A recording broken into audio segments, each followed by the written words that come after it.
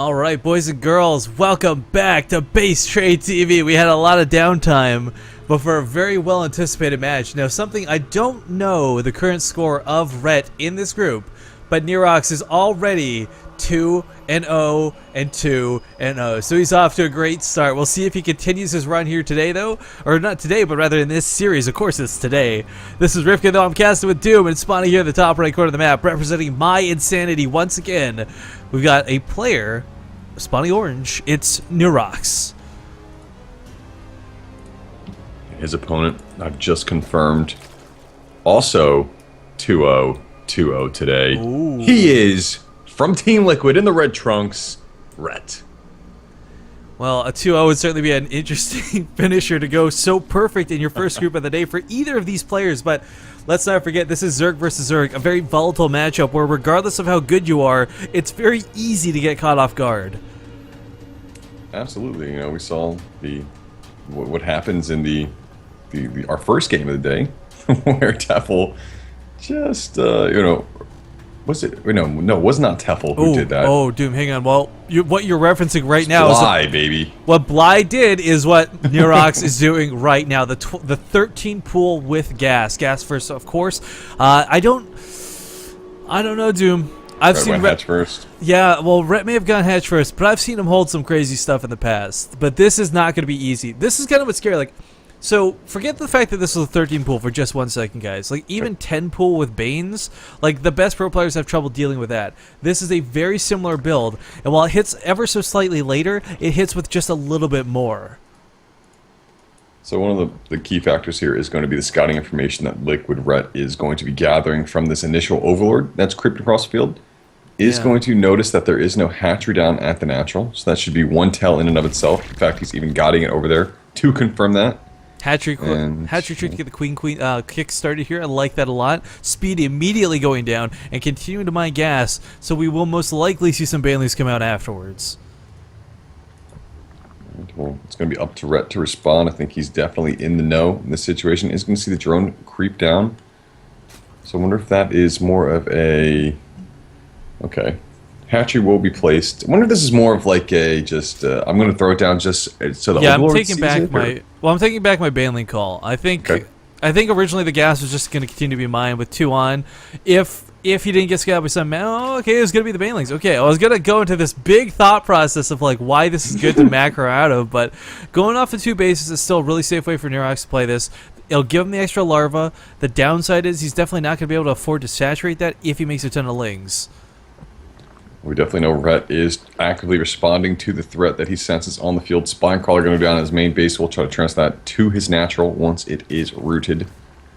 And going to be sending a couple of lings off across the field too to get some scouting information is Rhett.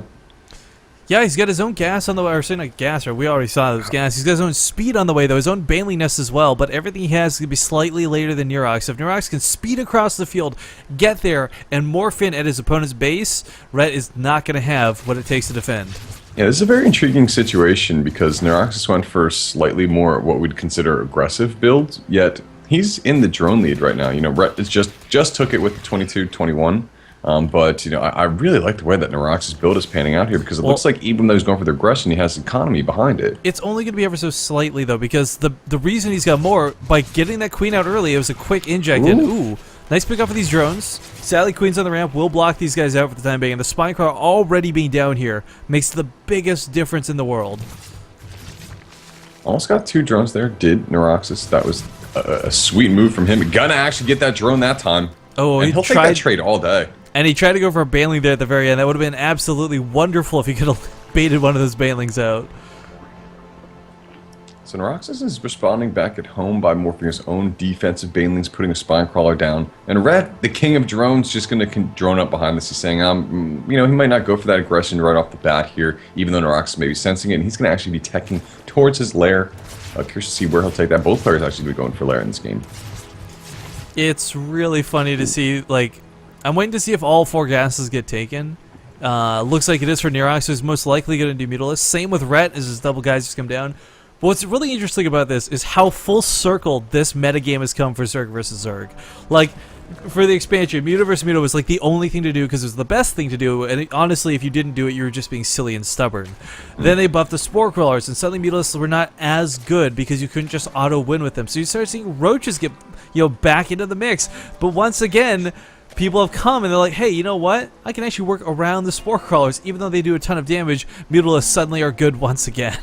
Yeah, and I wonder if Niroxs is doing that based off of that assumption. Looking at the differences between the two players right now, Rhett did get scouting off to see that the lair was morphing for Niroxs, yet Niroxs has not seen the main base of Rhett, so he's kind of playing in the dark. Isn't really inclined to send an Overlord or into the main base, but there go both Spires for both players. Rifkin slightly faster for Rhett, despite getting his late slightly slower. Niroxs. Well, the big thing here too is Niroxs has got a huge swell of legs on the ground. This is not a significant amount because, well, I mean, Rhett's gonna be able to defend. I mean, he's got his own banelings. He's getting a full evolution chamber wall. He'll be okay. But the thing is, for Muta Wars, it's not even so much the Mutalisks, man. A lot of people confuse that. Like, they do ultimately win you the game, but what gets you the Mutalisk lead is link control and the third base. And Niroxs has both right now. I'll try to bait out these legs.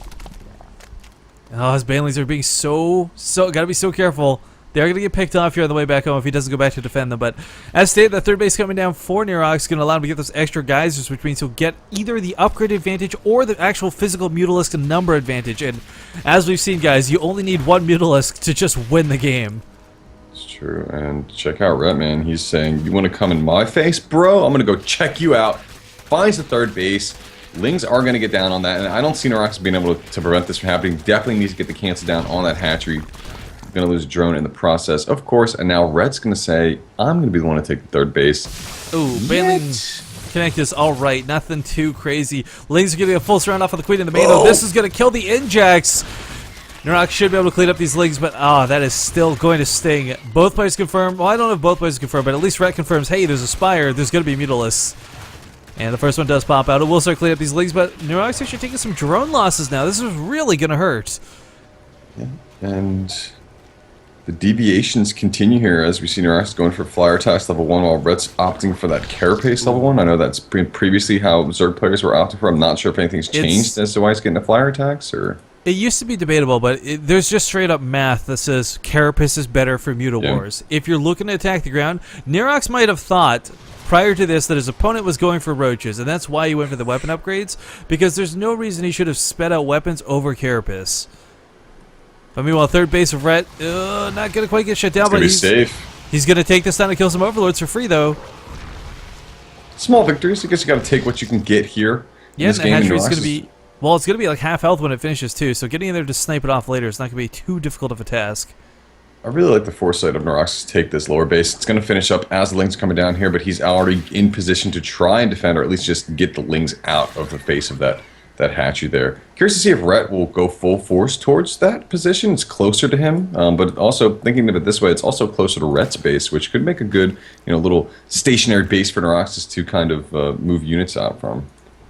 But Rhett's continuing taking the supply lead here, Rifkin. He's got 54 drones on the field, which is a very large start and a very large difference from what Niroxs has, as he's making more Lings and Mutas with all of his available larvae. Yeah, but Niroxs, he's got that gas already going. Actually, kind of Rhett as well is only just saturating, so I guess he's not really that far ahead in the lead in that regard, but, I mean, I don't know, man. Niroxs, I think if he takes an engagement in the middle of the field, I think with some proper micro, he can take that victory. But if he keeps attacking and slamming into the third base, I don't think he'll snipe it off. In fact, let's check the Mutalisks count. It is 21-19. Yep, and with the upgrades being what they are, though, who knows how these battles are going to turn out? You would say it would favor Rhett, but if he can win the Ling fight on the ground, he'll certainly win the Mutalisk fight in the air with those glaive bounces. But it's going to be close, 14-13. And there we go. Niroxs proving us wrong there with the +1 doing some damage. More Mutas are going to join the fray here for Rhett, though, but he's simply down in overall numbers. Dodging in and out. A really big thing that played in the hand of Niroxs there, though, was having his Lings survive on the ground. Those were a lot of random glaive hits that go off on the Zerglings instead of your own Mutalisks, and it is so critical that you reduce as much damage on the Mutalisks as humanly possible. Truth, in fact. And I really like those random Overlord pickups or pickoffs that Niroxs has done throughout the game. Yes. Wow, Rhett being active with his lanes, trying to get another queen in here. Oh, if she hides behind the mineral line, she'd be a lot safer. She will, with 1 health, go down. Oh no! That's almost that was as close to that hatchery snipe, really. Man. But man, close calls today. Yeah, certainly, but Red has caught up on the Mutalisk count, so it's now pretty much even numbers. He's going to have the upgrade advantage, though, and Niroxs cannot engage while that's going on. If it's 1-1, well, it's 0-1, Niroxs will lose that fight. Even if he has, he won't even have superior Mutalisk numbers.